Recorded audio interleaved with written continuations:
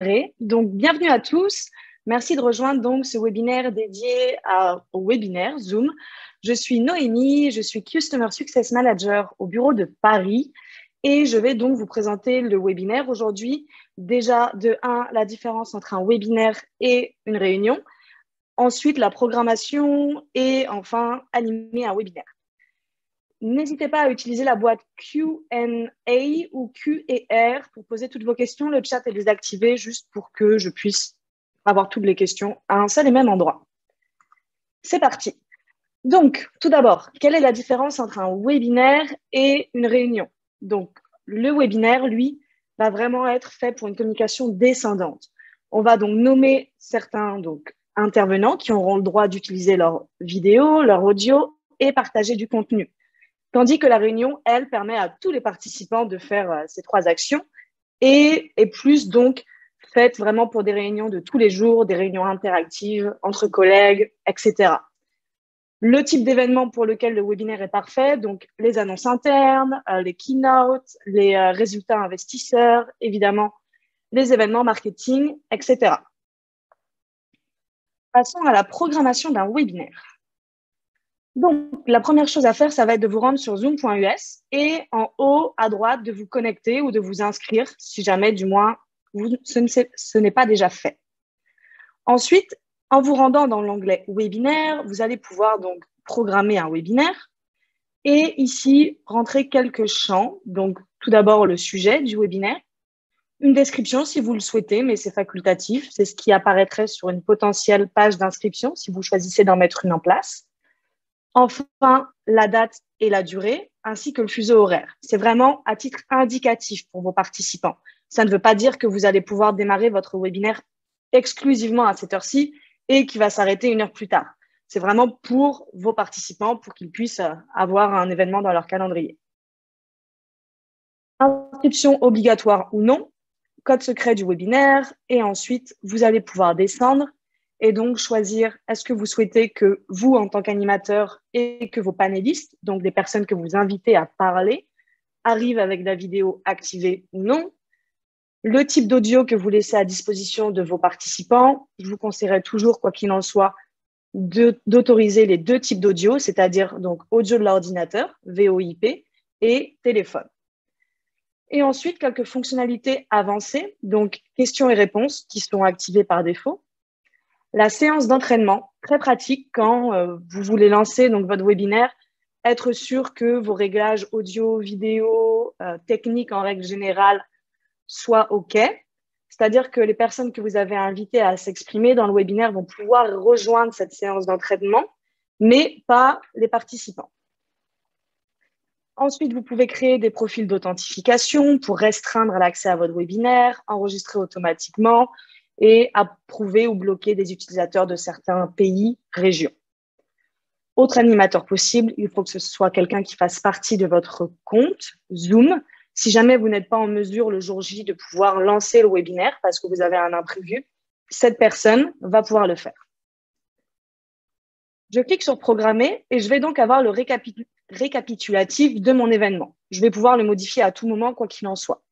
Mais en descendant un petit peu, je vais arriver donc sur ce menu qui est divisé donc en 6 onglets. Le premier étant le plus important, donc invitation, inviter des panélistes. C'est ici que vous allez donc pouvoir cliquer sur modifier et ajouter donc les personnes que vous voulez qui soient du côté donc intervenant. Le nom, une adresse mail et cette personne va recevoir un email qui lui est dédié avec un lien dédié via lequel il va falloir qu'elle rejoigne le webinaire pour arriver du bon côté. J'enregistre, je peux en ajouter 100. Et enfin, le lien pour les participants, qui va être ce dernier. Donc, je vous invite à l'envoyer via un événement Outlook ou Gmail. Sinon, ça peut également être une page d'inscription si vous avez fait en sorte que l'inscription soit obligatoire. Hop. Ensuite, je vais me rendre sur les paramètres de l'email. Je peux également, d'ailleurs, ajouter des liens de suivi, mais ça va se faire un petit peu plus haut. Donc, les liens de suivi, ça vous permet en fait de traquer, typiquement pour vos départements marketing, d'où proviennent vos inscrits. Donc, ça va me générer un lien, une URL que je vais poster sur LinkedIn, une autre que je vais poster sur mon intranet, une autre sur Facebook. Et je vais pouvoir voir le nombre de consultations de chaque page et le nombre d'inscrits provenant de ces pages. Je peux également importer des participants par CSV, ici même, si vous avez l'inscription obligatoire. Comme ça, si vous avez par exemple, donc, si vous avez des VIP, vous ne voulez pas qu'ils s'inscrivent eux-mêmes, vous allez pouvoir vous-même les inscrire, comme ça, ils n'auront rien à faire. Ensuite, en me rendant dans Paramètres de l'email, ici même, je vais pouvoir donc tout d'abord sélectionner la langue d'email dans laquelle je veux que mes communications soient envoyées, français.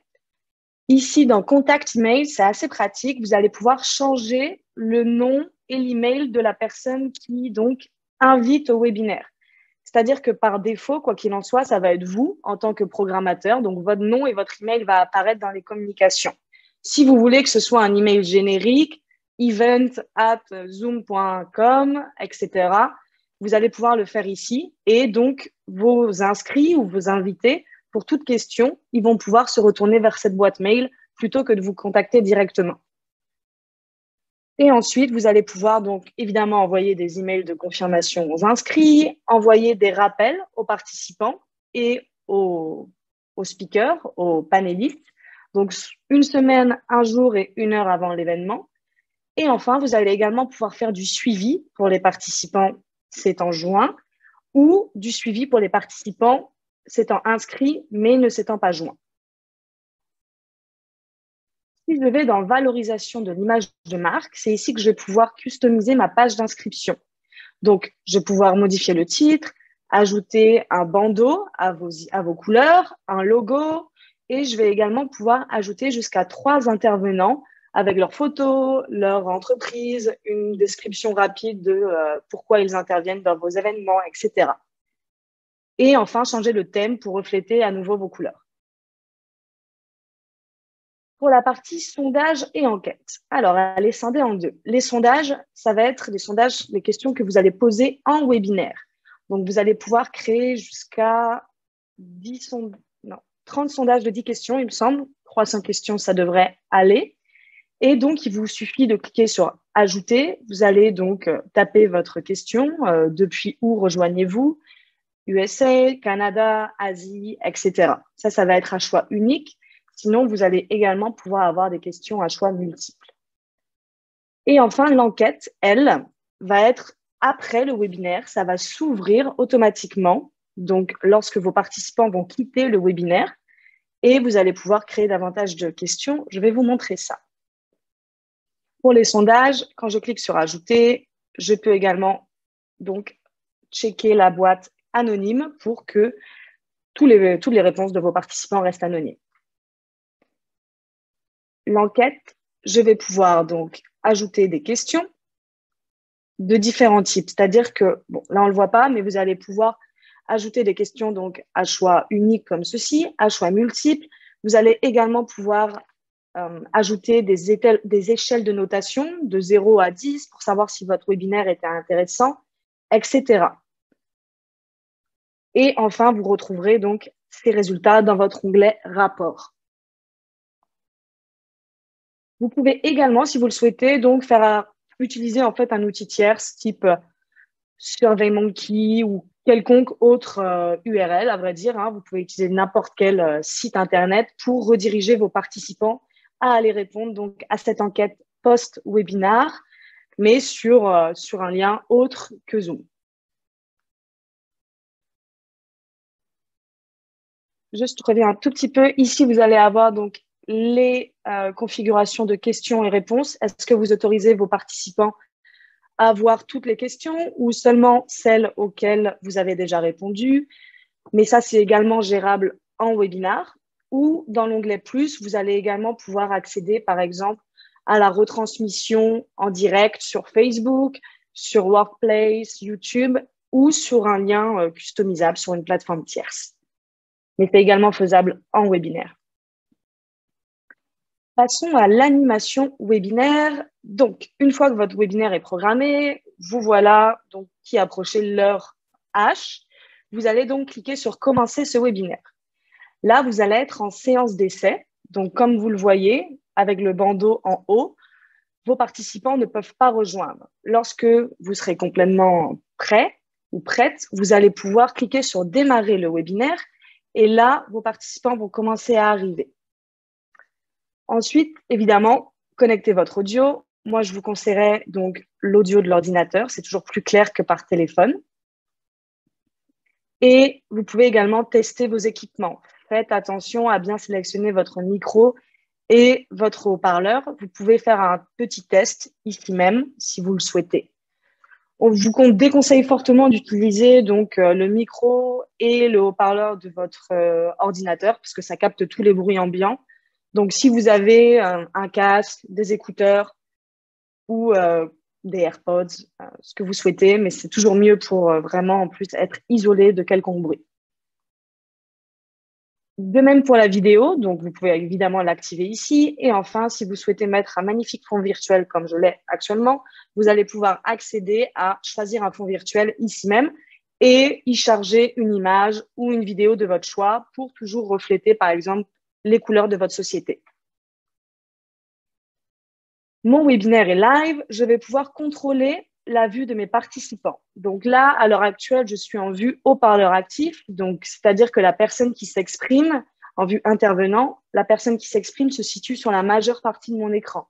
Mais comme vous le savez, nous avons une vue galerie qui peut aller jusqu'à 49 participants par page.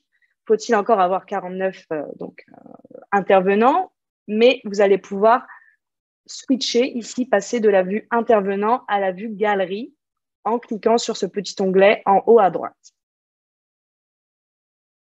Ensuite, pour la gestion de vos participants, si vous cliquez sur participants, vous allez voir que contrairement à la réunion, votre liste de participants va être scindée en deux. Donc, vous allez avoir les panélistes côté gauche et les spectateurs ici même. Dans plus, vous allez avoir davantage d'options.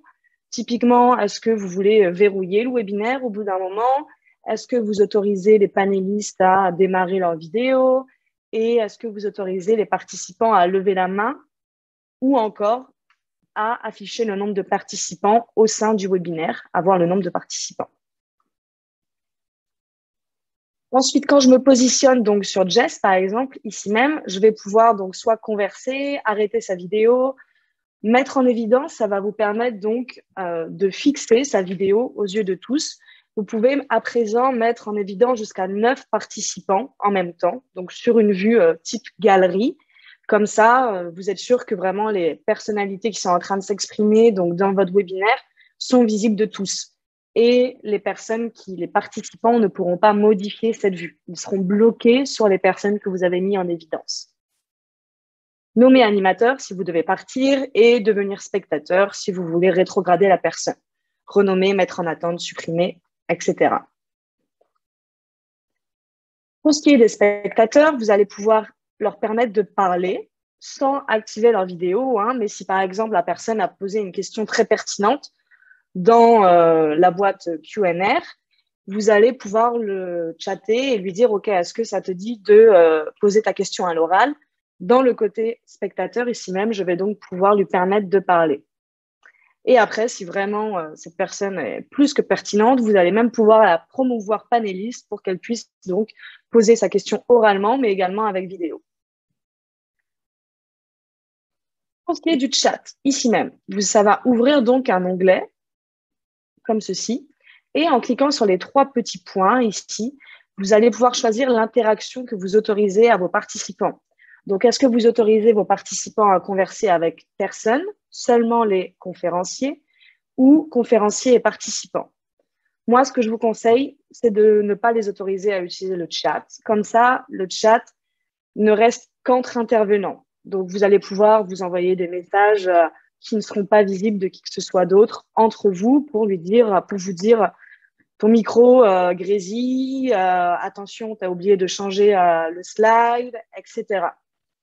Cela forcera également les participants à utiliser la boîte questions et réponses et donc à regrouper toutes les questions à un seul et même endroit. C'est bien plus facile plutôt que d'avoir à passer donc du chat à la boîte questions et réponses. Ensuite, avec la petite bulle bleue, vous allez pouvoir choisir, vous, à qui vous souhaitez parler. Vous pouvez également parler en privé avec Jest, par exemple.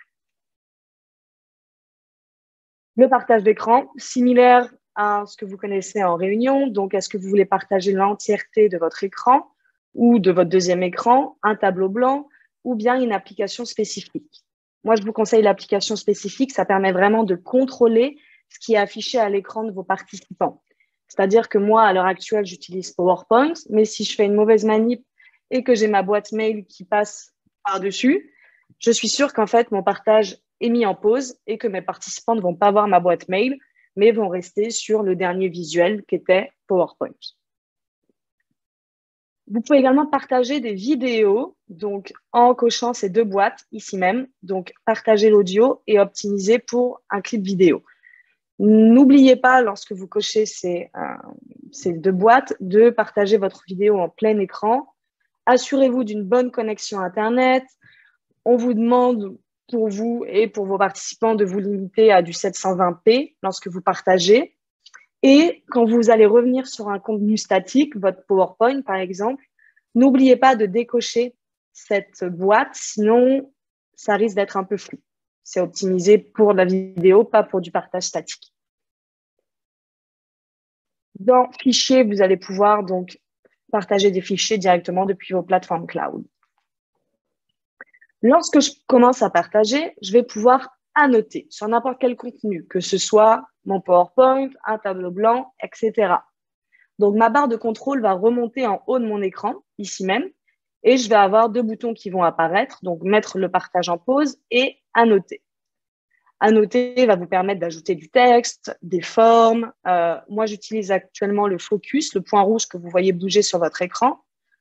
Vous allez pouvoir modifier le format, la couleur, la police, etc. Pour ce qui est du sondage, vous allez cliquer sur sondage ou polling si vous êtes en anglais, hop, et vous allez avoir ces boîtes qui vont s'ouvrir. Donc ça, c'est mon sondage que j'avais préalablement créé au niveau de la plateforme.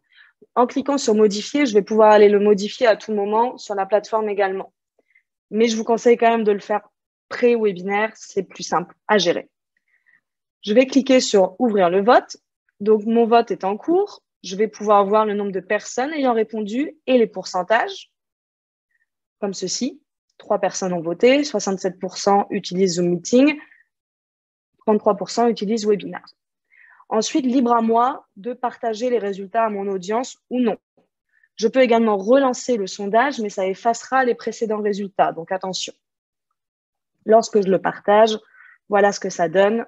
Les participants vont pouvoir voir uniquement les pourcentages et non le nombre de personnes ayant répondu. J'arrête et je passe à la boîte questions et réponses. Que voici. Donc, voici comment on réceptionne vos questions à l'heure actuelle. J'ai des collègues qui sont derrière, qui sont en train de vous répondre à l'écrit. Lorsque j'ai donc une question ouverte, elle va arriver dans Ouvrir et je vais avoir plusieurs choix de réponses. Soit je peux répondre en direct, c'est-à-dire à l'oral, soit je vais pouvoir répondre à l'écrit, donc soit publiquement, soit en privé. Hop, je vais pouvoir taper ma réponse et l'envoyer en privé. Donc, je peux également, en me positionnant sur la question, je vais avoir 3 points qui vont apparaître. Je vais pouvoir rejeter une question si jamais je n'ai pas envie d'y répondre. Et si j'ai fait une fausse manip, je vais toujours pouvoir la rouvrir. J'ai terminé, j'ai répondu à l'oral. Je clique sur terminer. Ma question va passer côté résolu car on y a répondu oralement. Et enfin, en accédant à la molette en haut à droite, comme je vous disais précédemment lors de la programmation, on peut toujours personnaliser les paramètres questions et réponses en webinaire. Donc, est-ce que vous autorisez les participants à poser des questions anonymes? Est-ce que vous les autorisez à voir seulement les questions auxquelles vous avez déjà répondu ou toutes les questions? Si vous autorisez toutes les questions, vous allez pouvoir également les autoriser à voter ou à commenter. Plus il y aura de votes, plus la question va remonter en haut de votre liste. Donc, les sous-titres, closed caption, ici même, vous allez pouvoir assigner des participants donc à taper vraiment des sous-titres en live. Il faut quand même des capacités dactylographiques assez poussées. Sinon, vous pouvez utilisez l'interprétation qu'il vous faut faire activer par le support Zoom avec un minimum d'une licence pro et d'un webinaire. Donc, ça, je peux le préconfigurer lors de ma programmation, mais je peux également ajouter donc en direct mes interprètes. Ici, par exemple, Tim va traduire de l'anglais au chinois. Je vais pouvoir ajouter d'autres interprètes jusqu'à 5 langues simultanées. Et en cliquant sur Start, hop, mes participants vont recevoir un pop-up en fait disant la fonctionnalité de traduction est maintenant disponible et ils vont pouvoir aller sélectionner la langue dans laquelle ils souhaitent écouter donc votre présentation.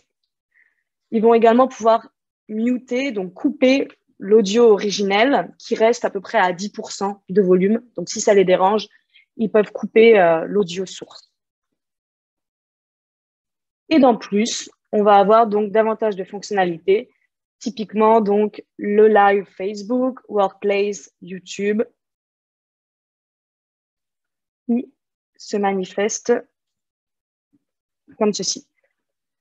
Pour ce qui est de l'enregistrement, vous avez donc le bouton enregistrer. Vous allez avoir la possibilité d'enregistrer dans le cloud ou en local.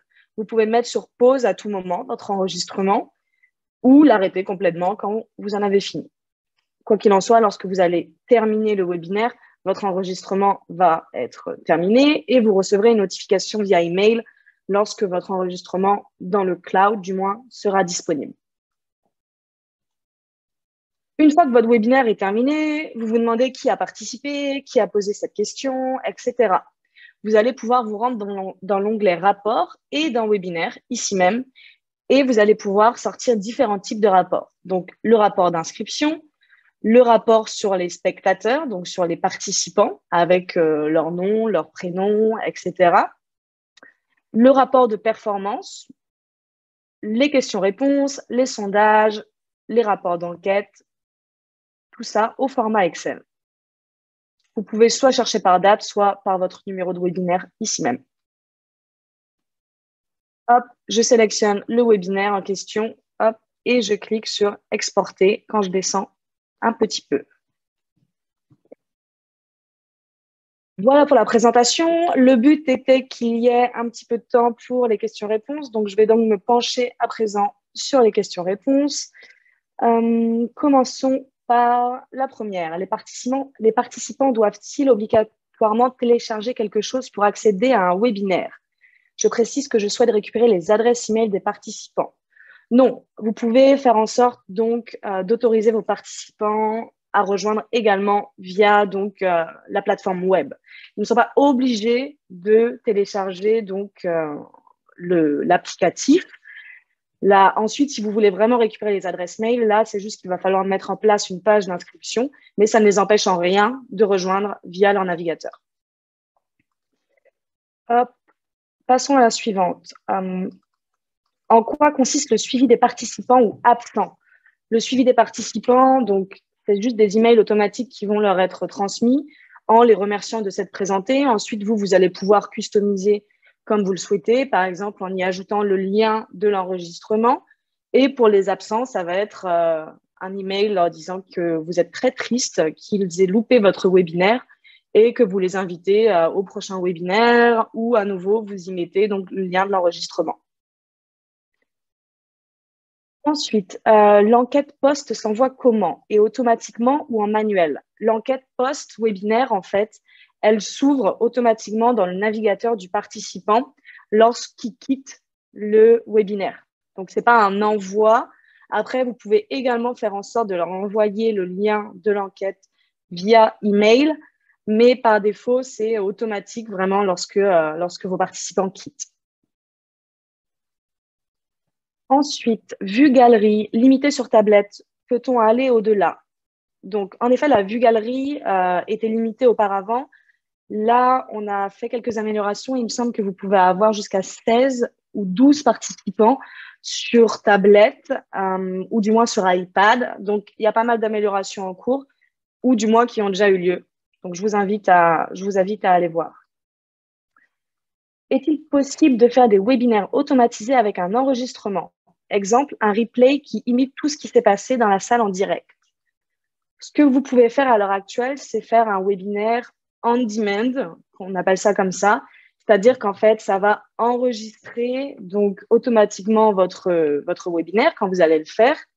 Et ensuite, ça ne va pas être live. Ça va mettre à disposition le lien du webinaire qui est préenregistré lorsque vos participants donc, vont s'inscrire. Ils vont avoir accès au lien. Après, en effet, si vous avez des sessions questions-réponses, etc., ça reste limité parce que ça va être du visionnage exclusivement pour le moment. Ensuite, j'organise 4 webinaires par an. Est-il possible d'ajouter des outils webinaires à l'unité au lieu de prendre une licence annuelle? Olivia, non, Olivia, on n'a pas de forfait à l'événement. Après, ce que vous pouvez faire, c'est prendre mois par mois, donc 4 mois dans l'année, mais il vous faudra resouscrire à chaque fois depuis directement votre onglet facturation dans votre compte Zoom. Vous n'êtes pas obligé de prendre de l'annuel, vous pouvez prendre du mensuel, même si votre licence professionnelle, votre licence payante est en annuel. Vous pouvez cumuler les deux. Hop. Ensuite, comment effacer les textes d'un conversé? Pour l'instant, ce n'est pas possible. Quels sont les moyens de valorisation de l'image de marque? Peut-on customiser le fond noir de l'écran Zoom? Alors, en effet, vous ne pouvez pas customiser le fond noir, hormis si vous allez utiliser des outils de production un peu plus avancés. À l'heure actuelle, ce n'est pas possible. Après, vous pouvez y mettre un virtual background, enfin un fond d'écran virtuel. Vous allez pouvoir également customiser donc votre page d'inscription avec votre logo, votre bandeau à vos couleurs, etc. Est-ce que l'on peut créer plusieurs salles dans un webinaire? Non, on ne peut pas créer des salles de petits groupes comme il est possible de le faire avec la réunion. Ensuite, peut-on faire des votes secrets dans un webinaire? Tout à fait. C'est donc dans la fonctionnalité sondage, comme on l'a vu précédemment. Vous allez pouvoir donc autoriser les questions anonymes ou les réponses anonymes d'ailleurs. Par contre, vous n'aurez tout sera anonyme. Vous n'aurez aucune information, mis à part les résultats, mais vous n'aurez rien donc de nominatif. Ensuite, est-ce Zoom qui assigne les interprètes? Non, ce n'est pas Zoom qui assigne les interprètes. Nous, on fournit la plateforme. À vous donc de faire appel à des interprètes professionnels. Ce n'est pas notre cœur de métier à l'heure actuelle. Ai-je accès au webinaire avec mon abonnement classique? Alors non, bonne question, très pertinente. Le webinaire est ce qu'on appelle un add-on, donc un ajout à la licence professionnelle, la licence pro. Donc en fait, quoi qu'il en soit, il vous faudra toujours une licence réunion et ensuite vous allez pouvoir souscrire donc à cet ajout en fonction de la capacité que vous souhaitez. Donc vous pouvez faire des webinaires 100 personnes, 500, 1000, jusqu'à 50 000. Donc, ce n'est pas inclus, en effet, dans l'abonnement de base. Hop. Donc, j'ai beaucoup de questions. Comment fait-on pour activer la fonction interprétariat par le support Zoom? Vous allez créer un ticket depuis support.zoom.us dans les instructions de support et vous demandez donc à faire activer cette fonctionnalité. Attention, comme évoqué précédemment, il vous faut minimum donc une licence professionnelle et un webinaire de quelconque capacité. Ça peut être un webinaire 100 pour que notre support vous active cette fonctionnalité. Alors, en cas de 6 conférences sur un jour, 8 heures en tout, faut-il créer 6 liens d'accès différents? Peut-on avoir une seule conférence avec des pauses? Alors, ce que vous pouvez faire, c'est que vous pouvez utiliser donc la récurrence lorsque vous planifiez. Je vais peut-être vous montrer. Hop. Vous allez pouvoir donc faire en sorte, lors de la programmation, ici même,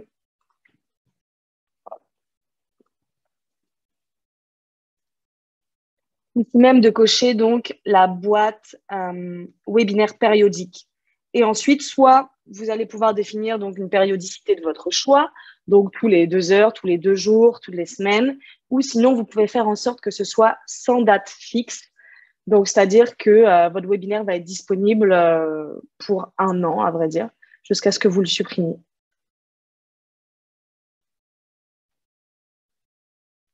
Peut-on enregistrer plusieurs interprètes pour une seule langue qui se succéderont? Ça va se faire donc en direct. Il va vous falloir donc assigner la traduction à 2 interprètes différents et que le premier interprète passe la main donc au second.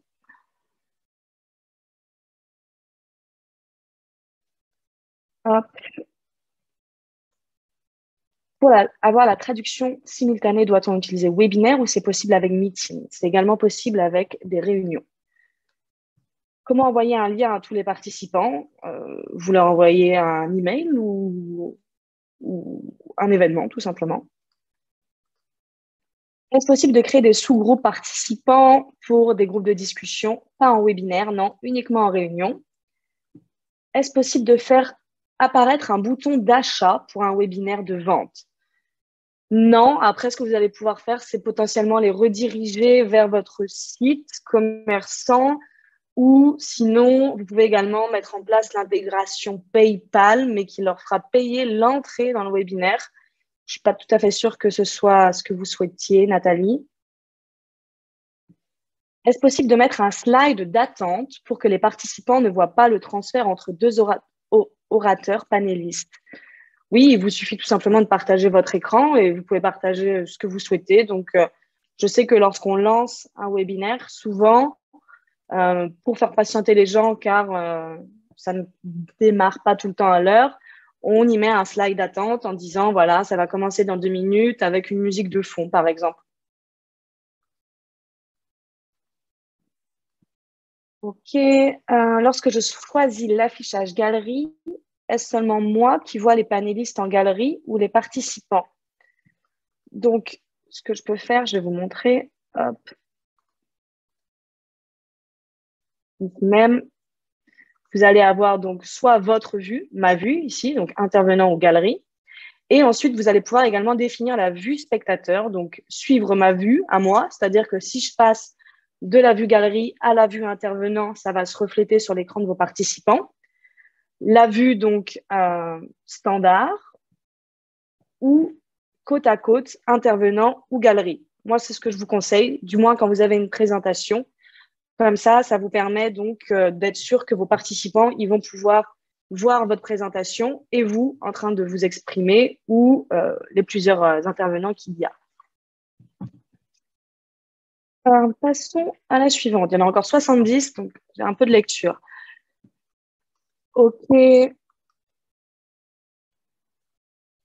Qu'en est-il des amendements? Peut-on les commencer à tout moment et les arrêter aussi? Par exemple, je souhaite faire un webinaire seulement tous les 3 mois.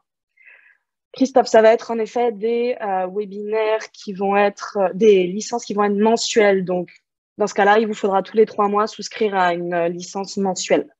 Après, si vous avez davantage de questions sur tout ce qui est licence, je vous invite à envoyer donc un email à france@zoom.us et vous serez mis en contact avec un interlocuteur. Hop, déjà répondu. Tous ceux qui s'inscrivent ne viennent pas forcément. Comment récupérer la liste de ceux qui ont vraiment participé? Donc ça va être dans les rapports. En effet, comme je l'ai illustré précédemment, vous allez avoir un rapport de participation. Je vais vous montrer rapidement. Hop, si je descends ici même. Quand vous rentrez dans votre onglet rapport, en effet, vous allez ensuite accéder à webinaire et vous allez avoir un rapport donc sur les participants ici même. Donc ça, c'est vraiment les participants qui ont rejoint votre webinaire.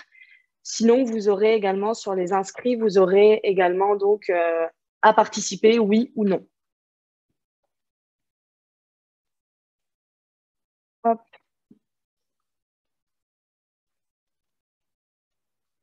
Non, toujours pas de salle de petits groupes. avez-vous des tips pour faire en sorte qu'il n'y ait pas d'abandon? Faire en sorte que ce soit le plus court possible et le plus dynamique possible. Non, vraiment, les webinaires, les événements comme ça, si vous faites des événements de 2 heures, vous allez perdre beaucoup de monde. Donc, je pense que le plus court est le plus captivant au final. Donc après, si vous avez des outils d'engagement avec des sondages, en effet, ça va vous permettre de dynamiser un petit peu la présentation. Bonjour, la qualité de l'image est très bonne. Avez-vous une option particulière? C'est une caméra de très bonne qualité que j'ai, une Logitech Brio qui est HD. Et j'ai une très bonne connexion Internet également. J'ai également coché la case HD dans mes paramètres. Je vais vous montrer. Hop. Dans mes paramètres vidéo, ici même, j'ai coché la case HD. Et comme vous le voyez, je n'utilise pas ma caméra qui est intégrée à mon ordinateur, mais ma Logitech Brio qui est de très bonne qualité. Et j'ai déconnecté VPN, j'ai déconnecté tout ce qui pouvait consommer potentiellement ma bande passante. Hop, OK.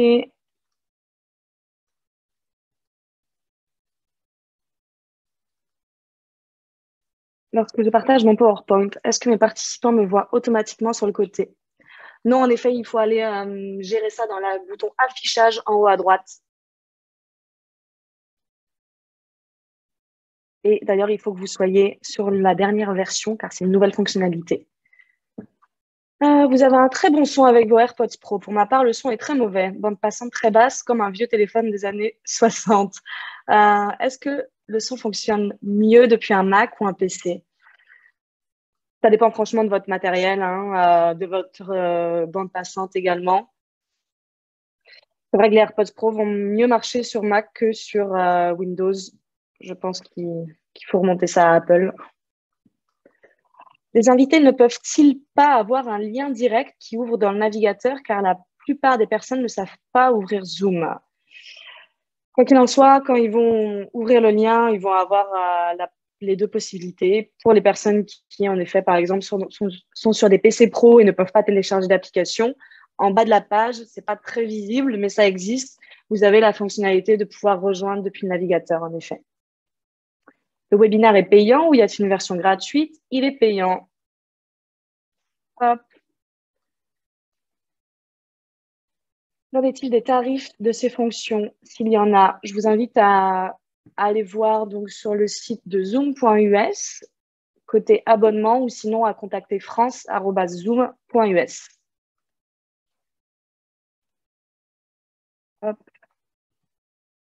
Peut-on upgrader en business avec une seule licence? Non, le business va être à partir de 10 licences et l'entreprise va être à partir de 100 licences, malheureusement.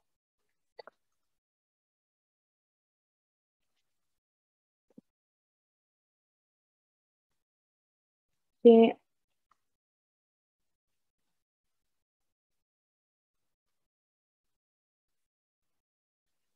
alors, est-il possible de bloquer les accès lors des enregistrements en cours pour les co-hôtes afin d'éviter des interruptions en cours d'enregistrement? Je vais verrouiller votre webinaire. Je ne suis pas sûre de saisir complètement votre question, Badia.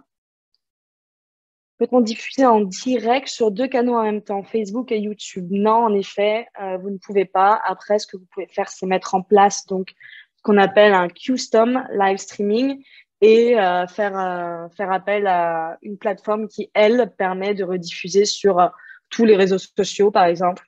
Ça existe, mais pas via Zoom directement.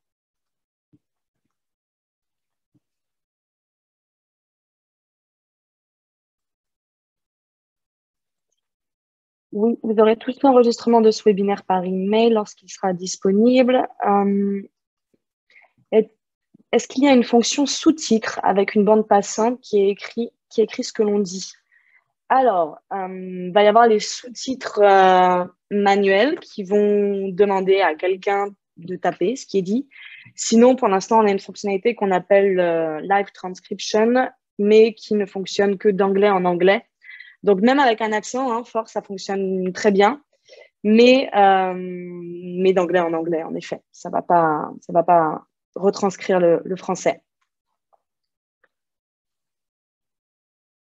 Hop, le PowerPoint, malheureusement, ne vous sera pas partagé. Vous aurez uniquement l'enregistrement.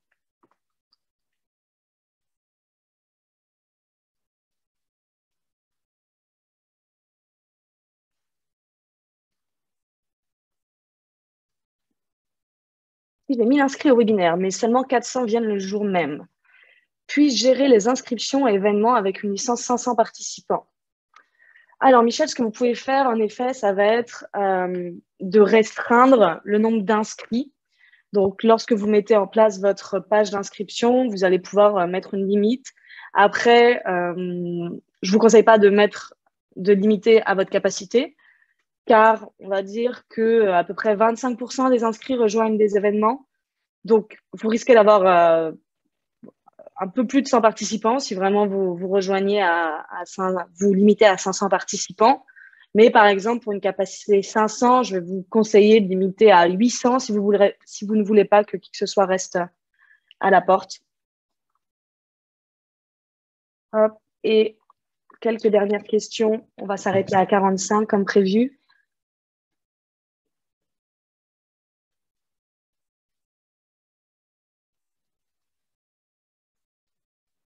Combien de temps reste un lien actif après la fin de la réunion? Peut-on utiliser le même lien après la fin du webinaire? Alors, lorsque c'est un webinaire que vous avez programmé pour une date fixe, ce lien va rester actif 30 jours après sa dernière utilisation. Donc, vous pouvez le réutiliser dans les 30 jours. Si c'est un webinaire récurrent, ce lien va être donc actif 1 an jusqu'à après sa dernière utilisation.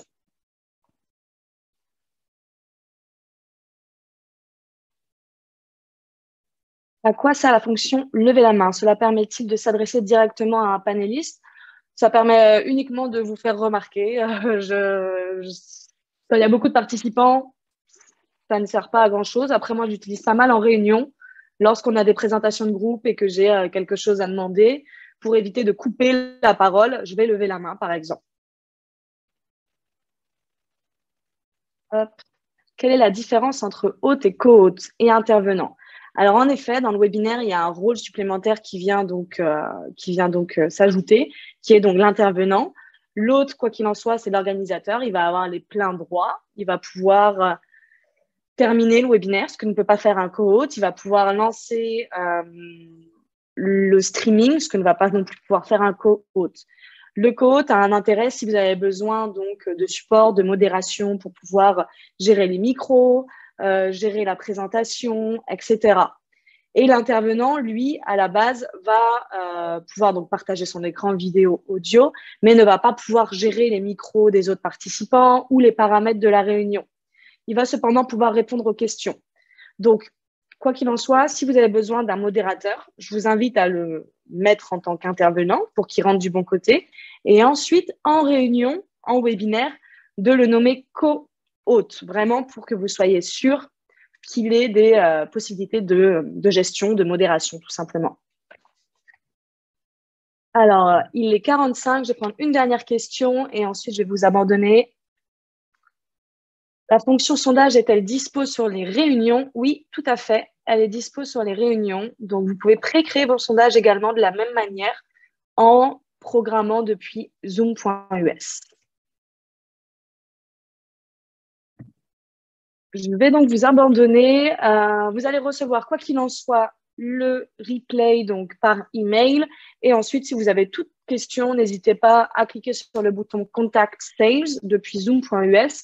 Ou sinon, vous pouvez également nous envoyer un email à france@zoom.us. On se fera un plaisir de vous répondre.